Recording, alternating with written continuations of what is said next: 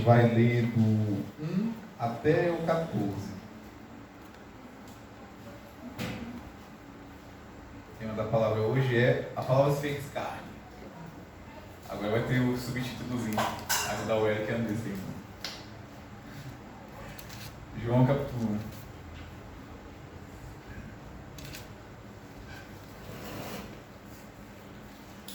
Vamos lá, né? Beleza? No princípio era a palavra, e a palavra estava com Deus, e a palavra era Deus. Ele, a palavra, estava no princípio com Deus. Todas as coisas foram feitas através dele, e sem ele nada do que existe teria sido feito. Nele estava a vida, e a vida era a luz dos homens. E a luz resplandece nas trevas, mas as trevas não venceram. Houve um homem enviado de Deus cujo nome era João. Ele veio como testemunha para que testificasse a respeito da luz, a fim de todos virem a crer por intermédio dele. João não era a luz, mas foi enviado para testemunhar da luz. A palavra é a luz verdadeira que, vinda ao mundo, ilumina a toda a humanidade. Aquele que é a palavra no mundo, e o mundo foi feito através dele, mas o mundo não reconheceu. Ele veio para o que era seu, mas os seus não receberam. Mas a todos quanto receberam, deu-lhes o direito de se tornarem filhos de Deus, ou seja, aos que creem no seu nome. Verso 13. Os quais não nasceram do sangue, nem da vontade da carne, nem da vontade do homem, mas de Deus. E a palavra se fez carne e habitou entre vós. Vimos a sua glória, glória como a do unigênito do Pai, cheio de graça e verdade. A gente começa hoje a estudar sobre João, capítulo 1, né? Sobre o livro em si, por completo. E a gente observa que durante o período um período crescente de perseguição contra os cristãos, João ele escreve esse evangelho, né? Essa carta, digamos assim, com o intuito de que os leitores estudassem mais o evangelho e com o intuito de que os leitores conhecessem ainda mais sobre o Pai Celestial. Então, o evangelho de João vai trazer para a gente um conhecer ainda mais profundo sobre o próprio Deus. Então vai ser bem interessante a gente explanar tema por tema, porque a gente vai entender quem é Deus, né? A gente vai entender a supremacia de Deus ainda mais. Se você perceber na última série de sermões em Colossenses, a gente entendeu sobre a supremacia de Deus um pouco, né? Apesar de ser o livro da supremacia. Mas durante toda a explanação de João, durante toda essa série de sermão, a gente vai entender um pouco mais sobre Deus em si, né? Então, a gente observa que na época acontecia essa crescente perseguição com os cristãos, e era uma perseguição crescente e rolava muito apostasia, né? Tudo isso. E o que acontece? A carta vai explanar o verdadeiro Deus e o que ele realmente é. Então, como o livro vai explanar isso, sobre a verdade de Deus, vai bater de frente junto com a apostasia e sobre as heresias que era pregada naquela época e sobre as heresias também pregadas nos nossos tempos atuais. Então, se a gente observar quem escreveu esse livro, quem escreveu o livro? O Joãozinho. E esse livro, ele é um livro ele é muito direto, né, em suas palavras. E João, é interessante que João, quando você vai lendo o livro de João, ele se descreve como o discípulo a qual Jesus amava. Então isso é uma frase que a gente tem que guardar. Olha só, eu não falo nem ousadia, mas a coragem de João de falar, né, ó, na sua carta, o discípulo a qual Jesus amava. Ou seja, a convicção de João sobre o próprio Deus e o quanto ele conhecia o Deus e o seu evangelho da verdade. Porque fala isso, ó, uma carta a qual o discípulo a qual Jesus amava está escrevendo. Então, tem essa questão da intimidade, da aproximação e tudo mais desse evangelho para a gente mesmo. Então, durante esse tempo que a gente vai estar estudando João, que a gente possa sair aqui, ó, eu estudei João, entendi sobre Jesus, entendi sobre tudo que ele é, e realmente eu estou mais convicto da minha fé e convicto daquilo que realmente tem que ser. Então, é exatamente isso. E uma observação também para a gente poder frisar, era que, me corrijam tá, se eu estiver errado, é que João é filho de Zebedeu, correto? Me corrijam se eu estiver errado. Porque se a gente quando for, João, qual João? João Batista? Qual João? João Montiago? Então a gente tem o João, que no caso é o filho de Zebedeu, né? E a gente tem até uma curiosidade, que João, o filho de Zebedeu, era discípulo de João Batista. Então, é meio confuso, mas é legal a gente ter essa ideia de qual João é e qual a representatividade dele nessa época. A gente sabe também que o livro de João, a gente não sabe ao certo quando foi escrito de fato, né? Mas estima-se que o livro de João foi escrito entre 60 depois de Cristo e 100 depois de Cristo. Mais ou menos isso é o que se estima, né? E o interessante também é que quando fala de lugar, o lugar que isso tudo se passou, também fica meio que por uma estima também. Estima-se que foi em Éfeso, né? Que atualmente atualmente é a Turquia, né? Fica ali na Ásia e tudo mais. Então, estima-se que o livro de João foi escrito em Éfeso. Então, seria bom, durante o tempo a gente vai tentando entender mais sobre isso. A gente vai tentar trazer esse contexto histórico também para poder estar explicando sobre o livro em si. E é isso. Vamos começar a explanar, né, os versos. Estão com a Bíblia aberta aí? Vamos lá.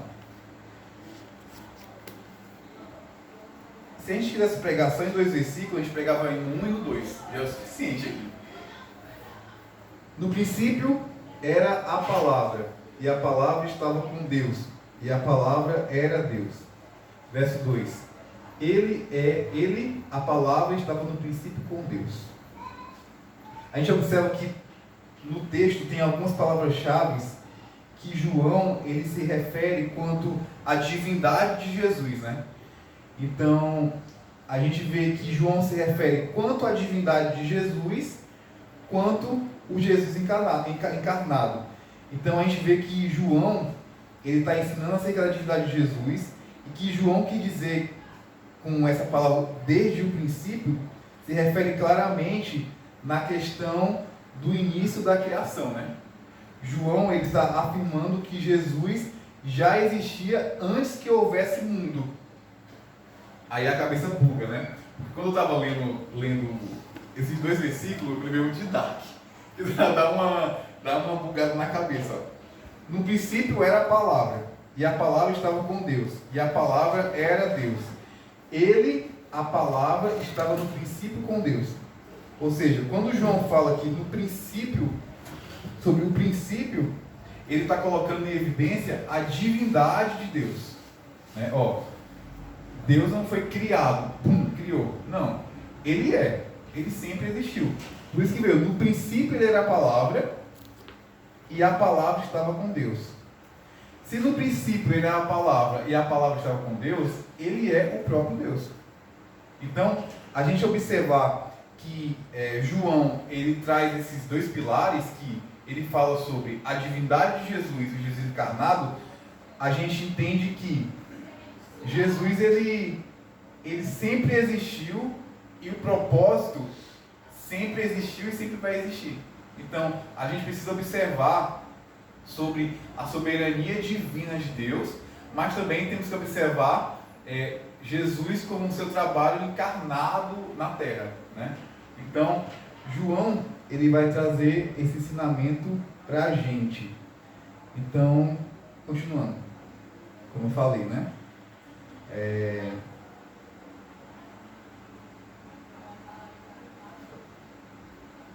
Anotei uma coisa aqui que é bem interessante também, ó. João, ele afirma que Jesus já existia antes que houvesse mundo, mas João também testifica que Jesus é um com o Pai. Então Jesus, ele não é a primeira criatura criada pelo Pai. Vocês entendem isso? Jesus, ele não é a primeira criatura criada pelo Pai. Por que ele não é a primeira criatura criada pelo Pai? Porque ele é o próprio Deus. Entende? Então, não houve assim, Deus criou Jesus. Não. Já é o próprio Deus. Vocês lembram que eu falei? No princípio. A gente tem que pegar essa palavrinha-chave, no princípio. Então, Jesus, ele é o próprio Deus. Então, João traz essa testificação que Jesus é um com o Pai. Então, Jesus, então, sendo um com o Pai, a gente observa que ele não é a primeira criatura criada pelo Pai. Então, entender isso, ter convicção que ele é um com o Pai, a gente tem que ter a convicção plena que ele é um com o Pai, tanto em glória, como em majestade, como em soberania, como tudo. Porque no princípio ele é. Vocês têm que frisar isso no coração aí, ó. No princípio ele é. Ele é o quê? Ele é Deus. Ele é grandioso. Ele é majestoso. Ele simplesmente é Deus. Então, tem alguns pontos chaves que vai trazendo clareza para as nossas mentes, né? Então, eu falei um pouco sobre a questão da divindade, né? Sobre, no princípio, ele sempre existiu. Então a gente vai trazendo o quê?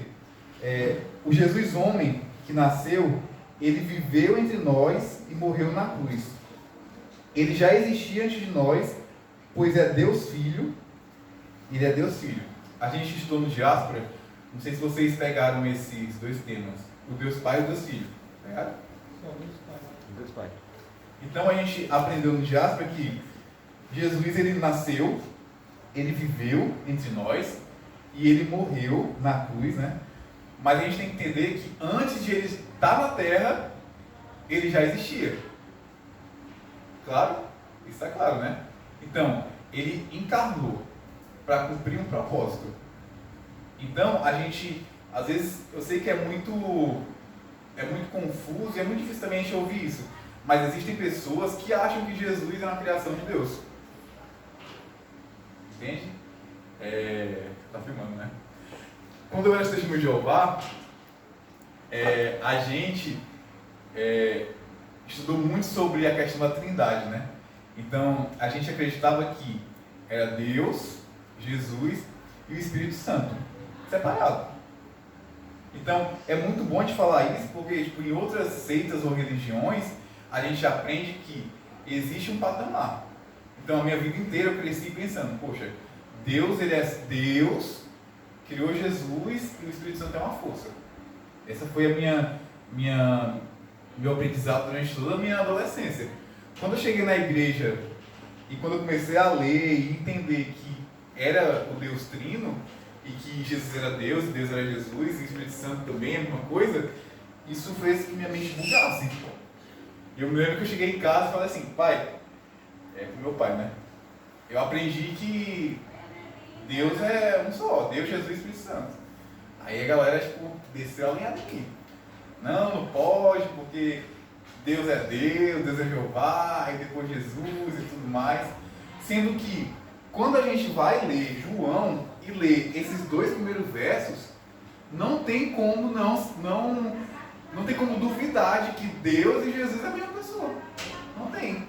Aí eu já entro em conflito, porque como é que pode? Se no princípio ele era a palavra, e a palavra estava com Deus, e a palavra era Deus, quem é que estava no princípio? O próprio Deus, que é a própria palavra. Vocês entendem? Então não tem cabimento as pessoas chegarem e dizer, é Deus que fez Jesus e que fez o Espírito Santo. Não, é um só. E a gente tem que entender que o Deus encarnado, o propósito de Jesus em a terra, não tem a ver com uma criação de Deus, sendo que Jesus é o próprio Deus. Tem a ver com um propósito de tudo, né? Então, João expressa muito bem isso aqui nesses dois versículos. Entendendo sobre isso, como eu falei para vocês sobre seita, né? Sobre o que a gente aprende em seitas. Entendendo sobre isso, qual é a missão da gente como igreja? Defender verdadeiramente a doutrina bíblica da divindade. Se você é cristão, você tem que ser um defensor da doutrina bíblica da divindade. Chegarem para você e dizer, não existe a trindade. Quem criou Deus? Eles se perguntam, né? A galera que é mais ateu, mas se pergunta, quem criou Deus e tal? E você vai lá e vai defender, a Bíblia fala que no princípio ele era a palavra, e a palavra estava com Deus, e ele era o próprio Deus. Ou seja, ele é o criador de tudo. Entende? Então a gente tem, como cristão, a responsabilidade de defender com todas as forças a doutrina bíblica da divindade de Cristo, né? Contra todos todo o ensinamento contrário, todos que rejeitam, né, a questão da doutrina bíblica da divindade, porque é muito importante a gente frisar muito bem sobre a questão da divindade de Deus e Deus encarnado. Certo? Vamos continuar aqui, Todas as coisas foram feitas através dele, verso 3. E sem ele, nada do que existe teria sido feito. Nele estava a vida, e a vida era a luz dos homens. E a luz resplandece nas trevas, mas as trevas não a venceram. Deixa eu continuar aqui até o 8. Houve um homem enviado de Deus, cujo nome era João. Ele veio como testemunha para que testificasse a respeito da luz, a fim de que todos virem a crer por intermédio dele. Verso 8. João não era luz, mas foi enviado para testemunhar da luz. A gente observa que os versos de 5 a 8, ele traz para a gente, mais uma vez, a supremacia e suficiência de Deus, né? E essa luz resolutiva. Eu vou explanar os 5 versos de novo. Presta atenção. E a luz resplandece nas trevas. A luz, quem é a luz? Deus. Resplandece nas trevas.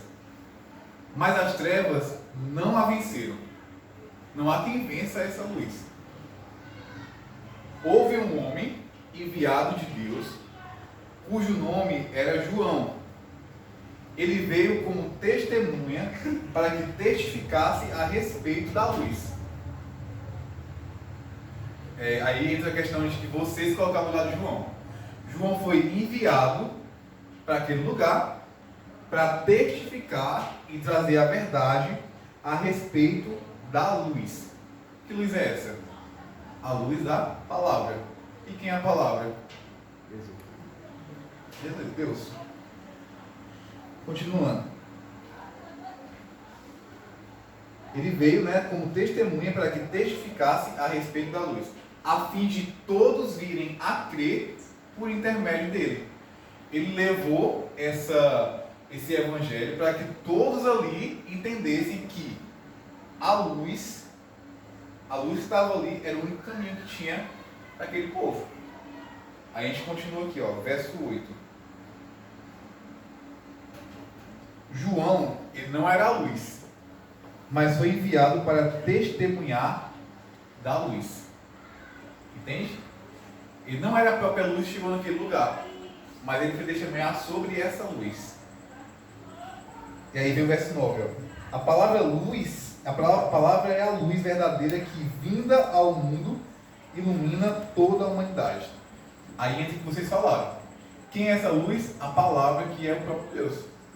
Ou seja, João, ele é simplesmente um cooperador do Evangelho para trazer para as pessoas a verdade do próprio Deus. E que tudo que era criado ali pertencia a essa luz, que era Deus. Então você entende que João, como eu falei para vocês, ele é um total defensor da doutrina bíblica da divindade. Ele defende com todas as garras. Eu vim aqui, imagina aí, eu vim aqui testemunhar da luz. Eu vim aqui falar da palavra. Então eu estou aqui disposto a esclarecer e trazer para você a verdade bíblica da divindade. Não importa se você rejeita, não importa se você não concorda tanto com isso, mas eu estou aqui dando a cara a tapa, porque eu confio naquele que me enviou, e eu estou aqui para testificar para vocês que eu sou aqui um cooperador e vou falar sobre essa luz que é a palavra, que é a salvação para todos nós. Então, João, ele deu essa cara a tapa, né? Aí vamos lá, ó.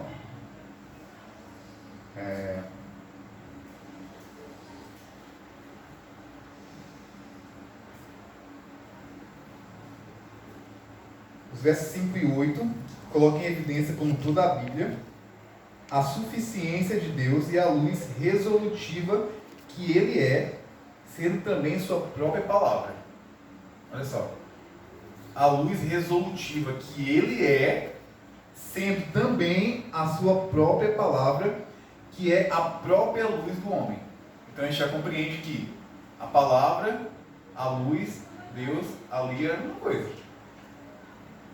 Então, João, ele foi testemunhar dessa luz. Ele foi um cooperador. Isso que a gente entendeu do 5 ao 8. Continuando lendo do 9 ao 12. Vamos ler do 9 ao 12.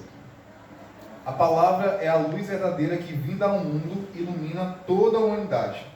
Aquele que é a palavra estava no mundo, e o mundo foi feito através dele, mas o mundo não reconheceu. Verso 11. Ele veio para o que era seu, mas os seus não receberam. Verso 12. Mas todos quanto receberam, deu-lhe direito de se tornarem filhos de Deus, ou seja, ao que crerem no seu nome. Verso 12, a gente vai observar que, aliás, verso 9, a gente vai observar que mostra que a palavra, somente ela, é que ilumina toda a humanidade. Então a gente está observando isso, que a palavra é que ilumina toda a humanidade. E que o mundo foi feito através dessa palavra. Então, esses versos que a gente explanou falam sobre isso. O mundo foi feito através dessa palavra. Porém, a gente vê um erro que a gente vê atualmente. Que o mundo não reconhece essa supremacia. Então, a gente observa que não é uma problemática atual. É uma problemática de vários anos, milhares de anos. Entende? É muito pesado você ler. Se você observar e ler isso, você vai ver que o que aconteceu naquela época acontece hoje, e se você duvidar, de forma mais intensa. Olha só. A palavra, ela é a luz verdadeira. Olha a palavra, verdadeira. Que, vinda ao mundo, ilumina toda a humanidade. Olha a suficiência do verso. Ó. A palavra é a luz verdadeira. Que, vinda ao mundo, ilumina toda a humanidade. Aquele que é a palavra estava no mundo, e o mundo foi feito através dele. Quem é a palavra que estava no mundo? Jesus encarnado, correto? Porém, o mundo foi feito através dele. Já entra a questão da divindade. Mas mesmo Jesus estando encarnado, o mundo não reconheceu. E Jesus estava presente na época. E aqui que não está presente encarnado, só na divindade, continua a mesma coisa. A galera não está nem aí. Ah, é a luz, Jesus, Deus cuida de tudo, Deus é o abençoador, beleza, Mas se você não entender que a verdade, Jesus é a verdade, Ele traz a verdade, se você não entender essa verdade, você vai viver numa falsa doutrina e num falso ensinamento, e você só vai vacilar e morrer, com o tempo. Então a gente vê que o mundo ele não reconhece supremacia nessa época, e o mundo não reconhece supremacia nem atualmente, Aí continuando aqui, do verso 11 ao 13. Ele veio para o que era seu, mas os seus não receberam. Mas a todos quanto receberam, deu-lhes o direito de se tornarem filhos de Deus, ou seja, aos que crerem no seu nome, aos quais não nasceram do sangue, nem da vontade da carne, nem da vontade do homem, mas de Deus. Aí a gente observa o quê? que é bem claro que ao dizer que a palavra, né, que é Jesus, veio para o que era seu, porém os próprios não reconheceram. Ele veio para o que era seu, a humanidade, o mundo. Porém os próprios que estavam ali não reconheceram. Mas um direito é dado àqueles que creem. No caso, esse direito, é um direito espetacular. Que é o direito de quê? De se tornarem filhos de Deus. Então você entende, ó. Jesus veio para aquilo que era seu, porém aquilo que era seu os rejeitaram. Mas ele veio para trazer algo que é surpreendente, espetacular. Ele veio tornar aquelas pessoas filhos de Deus. Então, aí entra a questão, né? Os quais não nasceram da carne e nem da vontade do homem, mas do próprio Deus. Então teve pessoas ali que, beleza, nasceram de Deus, se tornaram filhos de Deus. Mas teve outros que rejeitaram essa verdade, na cara dura. Isso acontece tanto naquela época quanto nos dias de hoje. Então, se a gente observar, vamos dar uma observada de tudo, né? Jesus, ele é divino, soberano, ele se fez homem, olha só, se fez homem, ele é a própria luz, que ilumina o que é trevas, ele veio para trazer resolução e verdade para aquilo que é dele, porém aquilo que era dele o rejeitou, como acontece hoje em dia também. Mas ele trouxe um direito que hoje a gente vive plenamente, que é o de ser filho de Deus. Você entende? Então, para mim, particularmente, esse direito de se tornar filho de Deus é um dos maiores possíveis. Não existe outro. Olha só, você sabe o que é para você dormir e acordar e você entender que existe alguém para você amar. Não do seu esposo, desse seu esposo não. Que existe alguém para você amar e que existe alguém que te ama como um filho. Isso pesa muito para mim. Porque a gente vê a graça de Deus derramada sobre a gente. Isso é muito lindo de se ver. E é muito triste também ver que o mundo, ele não entende, né? Esse direito e essa dádiva que é se tornar um filho de Deus. E a gente vê no 14, verso 14, fala o seguinte. Isso aqui é um versículo que todo mundo conhece, é um versículo chave, né? E a palavra se fez carne e habitou entre nós.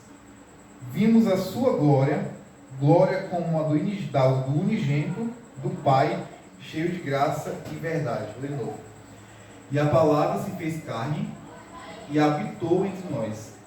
Vimos a sua glória, glória como a do unigênito do Pai, cheio de graça e verdade.